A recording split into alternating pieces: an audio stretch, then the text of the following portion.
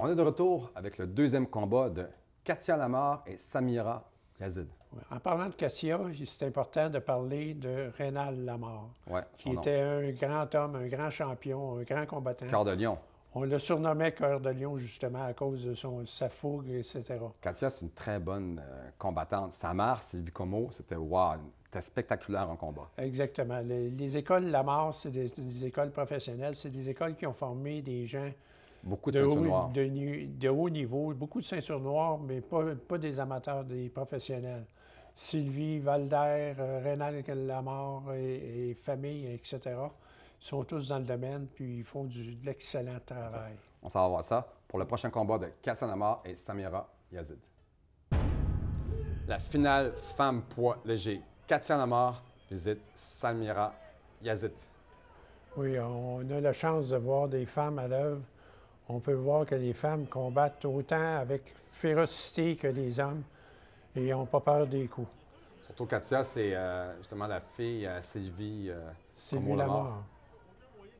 Très bonne combattante, un excellent professeur, un excellent coach, Sylvie. Oui, les femmes, on va voir dans ce combat-là que les femmes ont beaucoup de souplesse de jambes, beaucoup de travail à la hauteur de la tête. Ils n'ont pas peur de faire des attaques et contre-attaques. Surtout, les Lamar sont très forts sur le combat. On peut parler justement de Rénal, dernièrement, qui est décédé, Cœur de lion aussi. Hein. Oui, exactement. Ça a été un bon instructeur pour ça.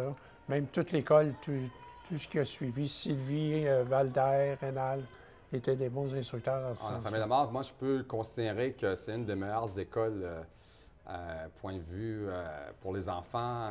Une toute petite école, mais vraiment, ils forment des champions. C'est incroyable. Là. Oui, on parle d'une petite école, mais en réalité, c'est une grosse école. C'est juste parce que c'est la grosseur du local.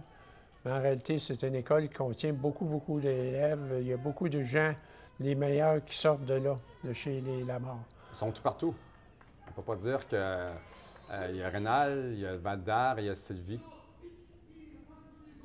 C'est tous des descendants qui ont Kirishinkai. On peut dire que là, Katia a fait un demi-point. Donc, un demi-point, ça lui donne un avantage justement pour faire avancer le combat.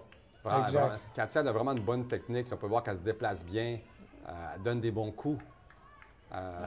Très en contrôle de la situation. Là. Exact. Quand vous entendez le mot Wazari, c'est des demi-points. Ippon, c'est des points. Alors, les gens, à un moment donné, essaient, quand il y a un Wazari, d'aller chercher le maximum. Très bien organisé cette compétition-là. Écoutez, chapeau encore à l'organisateur, Tony Caidero. Exact. Le Kyokushinkai, c'est un style de combat, beaucoup plus qu'un style de kata. On peut voir que ça finit bientôt. Écoutez, je pense que Katia va remporter son combat-là par rapport au mouvement, l'agilité, les déplacements. Elle est toujours sur son adversaire aussi. Hein. C'est tout ça qui rentre en ligne de compte. Sa combativité, ses coups précis, etc. Ça demande énormément de souffle et d'entraînement pour pouvoir justement se rendre en finale comme ça, sans être blessé vraiment des choses et puis pouvoir justement être encore debout. Là. Exactement. On va voir, puis il y a un bon coup qui a été porté présentement à Mawa Shigiri, donc un coup de pied de côté au visage. On entend l'encouragement des gens en derrière. Un mot de la fin. Donc, une victoire assurée de Katia. Donc, nous, on se retrouve dans quelques instants après la pause.